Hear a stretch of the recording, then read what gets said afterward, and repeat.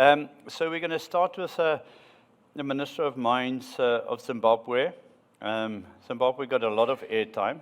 We tell the world what a fantastic place it is to mine platinum, and then we talk about what madness you are contemplating in lithium and other sort of things. So instead of talking behind your back, we thought let's hear from the horse's mouth.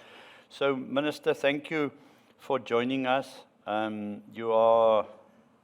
There's 60, 70 people online. I don't know what happened to my audience. They come in drips and drabs. I call it Africa time. You're in London. You know, they always joke about African time, but you're in London. The people come when they come. In the meantime, please come and feel free to address us. And then we'll ask Deputy Minister Pumzile, and then we'll have a panel conversation. So, Minister Winston, over to you.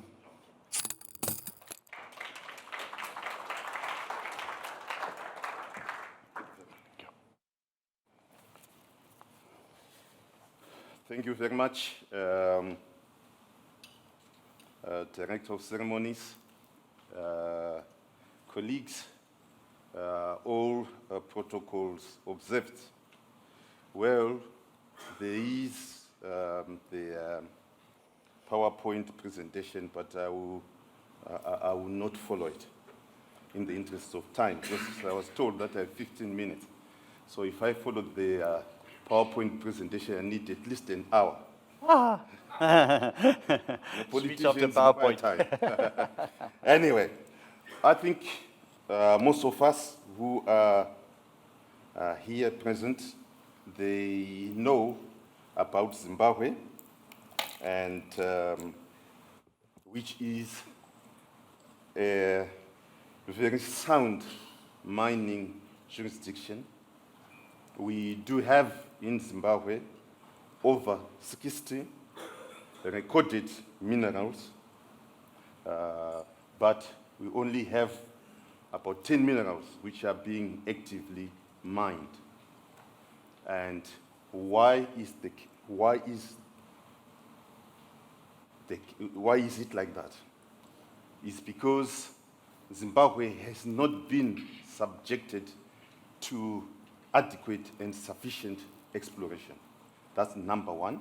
And in simple terms, all mining requires three things, which is the geology, the requisite capital commensurate with the geology, and skills.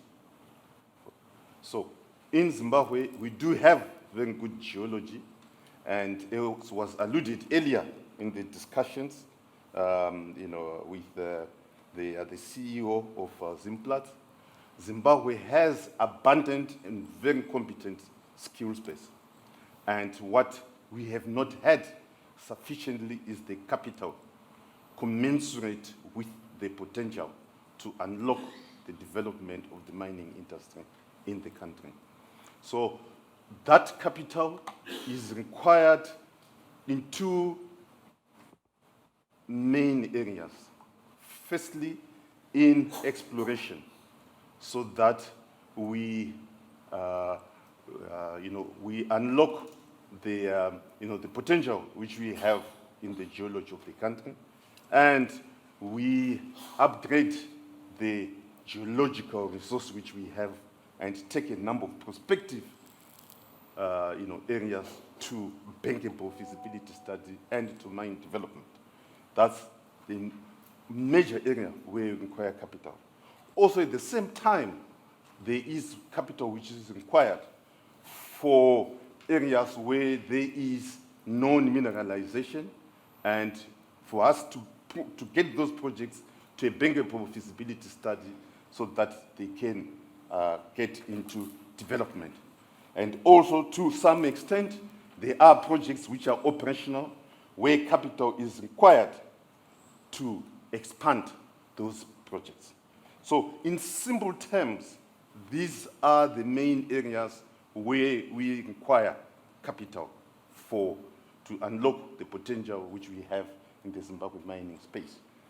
Like I said earlier on, three things: geology, capital, and skills. We have the geology, we have a very competent skills base, but what we require is the capital to be able to unlock the full potential which we have.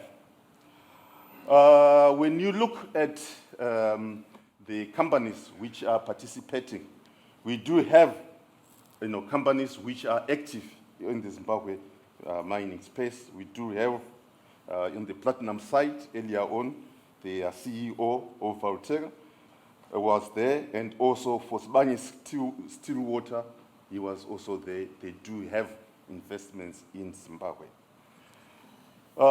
In Zimbabwe, in terms of mining title, you find that I would like to touch on the various areas in which one acquires mining title in the country. As far as exploration is concerned, one gets an exclusive prospecting license to be able to undertake exploration. So these are available, and there are a number of areas where, where we require companies with the capacity to come and undertake exploration by getting exclusive prospecting licenses. In terms of the mining title to undertake development, the mining title is in the form of mining claims. And for precious minerals, these are blocks of 10 hectares, and one can get multiple number of blocks of 10 hectares each, and 150 hectares for base minerals.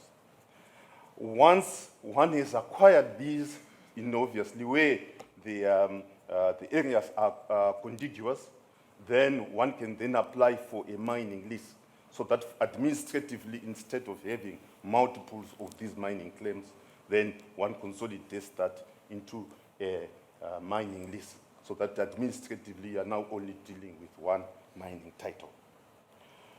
We also then have provision for what is called a special mining lease. A special mining lease is available for investors who are investing over 100 million US dollars. Now, with the special mining lease, what then happens is that the investor gets into firm arrangements in terms of fiscal and and monetary provisions for a period of 25 years, which are locked up in a special mining lease.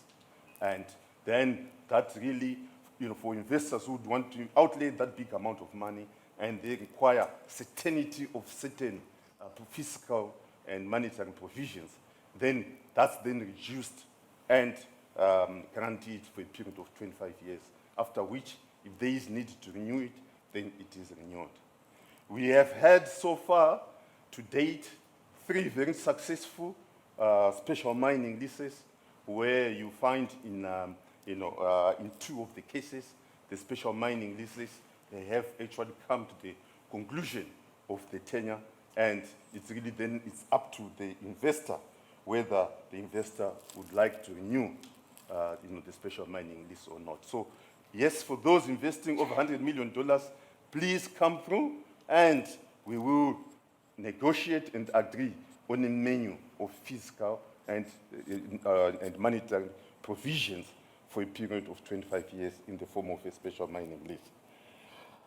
We are very clear as government that policy clarity and policy consistency is important, and that as government, the government of Zimbabwe, we are very cognizant of that, and we strive to ensure that there is policy clarity and policy consistency. However, for those fiscal and monetary issues, which in most countries are subjected to review annually through the budgetary process, that can be guaranteed for a period of 25 years. Earlier on, there was reference to the lithium sector, and also reference to the platinum sector for value addition. The policy of government is that we would like to see value addition of minerals in the country, where commercially justifiable and where those minerals exist in sufficient quantities or volumes to be able to undertake that value addition. With respect to platinum, the platinum players, and again, this value addition drive is set in consultation and with input from industry players. With respect to the platinum, with players in the platinum industry, they engaged a consultant, independent consultant from the United Kingdom, who looked at the platinum space, who looked at the volumes, the production, and recommended stages at which it was feasible to set up a platinum refinery. And I'm glad that the platinum players themselves came together, they sponsored that study, and what is happening now is government working with the platinum players is implementing that policy for value addition, whereby we are happy that one of the players is investing in base metal refinery. And they are then working with other players who will be sending their product to that base metal refinery. With respect to the lithium space, at the moment, we do have significant resources of lithium and have witnessed fairly rapid investments in the lithium space over the last 5 years. And once again, we do have two of the players in the lithium space who are, at the moment, all the players are exporting the product as lithium concentrate. We now have two players who are investing in lithium sulfate facilities. And in line with government policy to promote value addition in the country, the policy is those players who would want all players to invest in lithium sulfate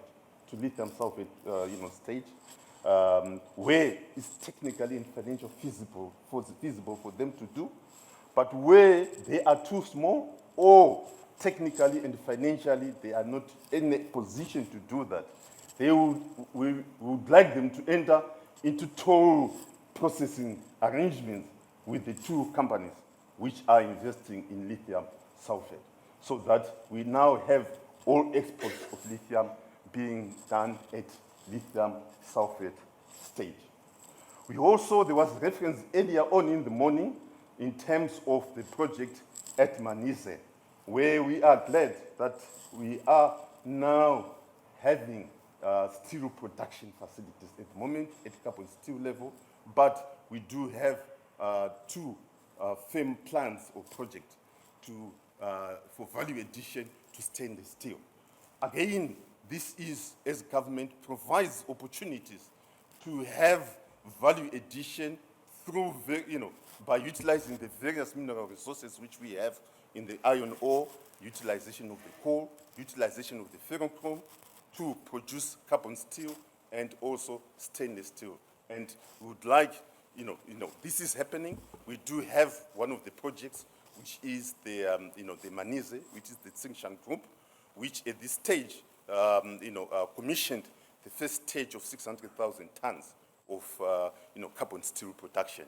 They are also now proceeding to their second stage, where they are expanding their carbon steel production and will also be expanding further to get into the stainless steel production. We also then have another project in Beitbridge, which is called the Palm River Project, which is a fairly significant investment, again, along the similar lines of value addition, where at the moment they are, it's a park. There are a number of value addition programs which are being undertaken in that park. But one of them is for stainless steel, whereby, again, we will see the utilization of the various resources which we have in the country to produce stainless steel. I see my time is up. I think some of the issues we can take further in the question and answer session, which will follow through. I thank you. Thank you very much. Thank you. Thank you.